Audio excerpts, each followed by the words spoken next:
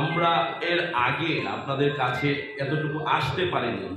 এই প্রকল্পের অধীনে আমাদের প্রত্যেকটি অঞ্চলে আপনাদের যে কথাটি এসেছে যে প্রচার প্রচারণা কম, আসলে প্রচার প্রচারণা কমের চেয়ে আঞ্চলিক উপযোগী যে জাত উদ্ভাবন এবং প্রযুক্তি উদ্ভাবনের একটি টার্গেট আছে। আমরা ঠিক এই কারণটিতেই আমরা আপনাদের ঠিক কাছে চলে এসেছি যে অঞ্চলের যে চাহিদা আছে এই চাহিদাটি নিরূপণ করার জন্য। এই অঞ্চল উপযোগী যে জাতগুলি আছে, যেমন যেটা আসছে বিনা ধান 10, বিনা চীনাবাদাম, বিশেষ করে বিনা মুগ 8, বিনা ধান 14 এবং আরেকটি জাত যেটি না বললেই নয়, এটি সম্প্রসারিত হবে বিনা লেবু 1। এবং যেগুলো আসলে প্রয়োজন এই বিষয়গুলোও কিন্তু আমরা আপনারা সামনে নিয়ে এসেছেন। অঞ্চল উপযোগী জাত আমাদের উদ্ভাবন করার কথা আছে 15টি। সুতরাং বরিশাল অঞ্চলের জন্য অবশ্যই আমরা আমাদের গবেষকদের কাছে এই বার্তাটি ইতিমধ্যে পৌঁছে গেছে এবং আমাদের পাইপলাইনে কিন্তু এই ধরনের বেশ কিছু জাতের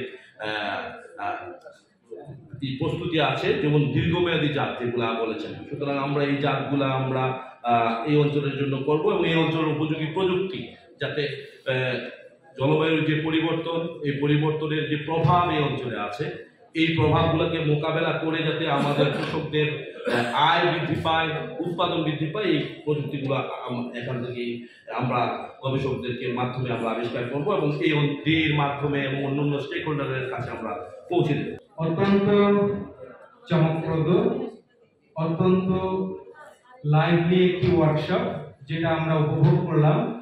আমাদের অজানা অনেক কিছুর সাথে একটা সেতু বন্ধন তৈরি করার প্রয়াস চলছে। আমরা অনেক কাজ করছি, বিভিন্ন পর্যায়ে বিভিন্নভাবে বিভিন্ন ধরনের অনেক কাজ হচ্ছে, কিন্তু কাঙ্ক্ষিত লক্ষ্যে কেন যেন বুঝতে পারছি না। কারণ হচ্ছে একটাই, যে আমাদের সমন্বয়হীনতা।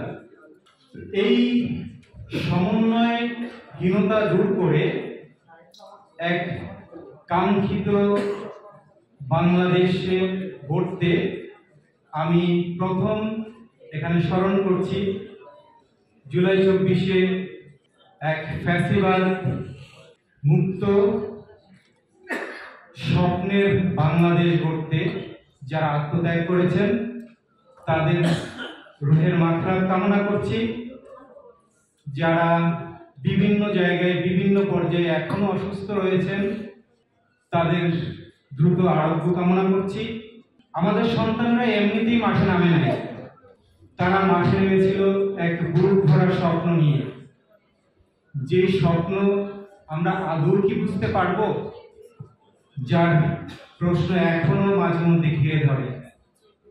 তো সেই স্বপ্নের বাংলাদেশ গড়ার জন্য আমাদের একটাই কাজ, সেটা হলো প্রত্যেকটা পর্যায়ে একটা সমন্বয় তৈরি করা। বিশ্ববিদ্যালয়গুলো লেখাপড়া হচ্ছে, কি লেখাপড়া হচ্ছে যেটা আমাদের ফিল্ড পর্যায়ে যার ছোঁয়া নাই। ফিল্ড পর্যায়ে কাজ হচ্ছে, আমার বিশ্ববিদ্যালয়ে লেখাপড়া হচ্ছে অন্য আরেকটা।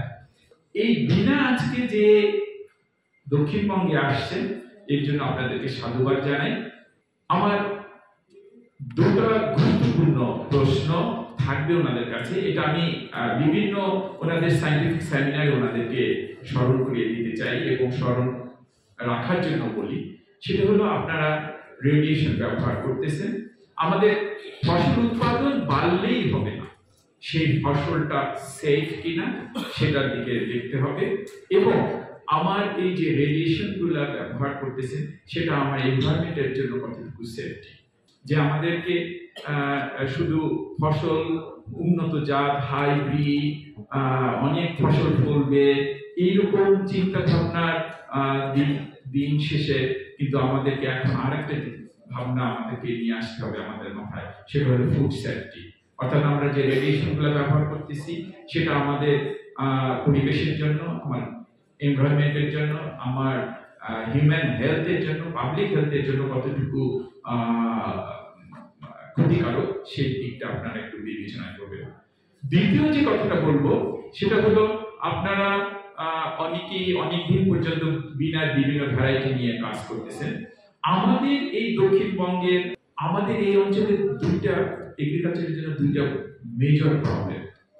একটা হলো বন্যা অর্থাৎ প্লাবন, যেটা পানি স্ট্যাগনেন্ট ওয়াটার না কি ফ্লোয়িং ওয়াটার কিছুদিন স্টে করে সেই অবস্থায়। আর দ্বিতীয় হলো এখন মারাত্মকভাবে ধেয়ে আসছে লবণাক্ততা। আপনারা জানেন যে সাতক্ষীরার পরে আমাদের এই অঞ্চলগুলোর লবণাক্ততার অবস্থানটা। অতএব এই দুইটা অ্যাডভার্স সিচুয়েশনে আমাদের কোন জাতগুলো আমাদের জন্য কার্যকরী হবে সেই দিকটা আপনারা গবেষণায় বিবেচনায় আনবেন।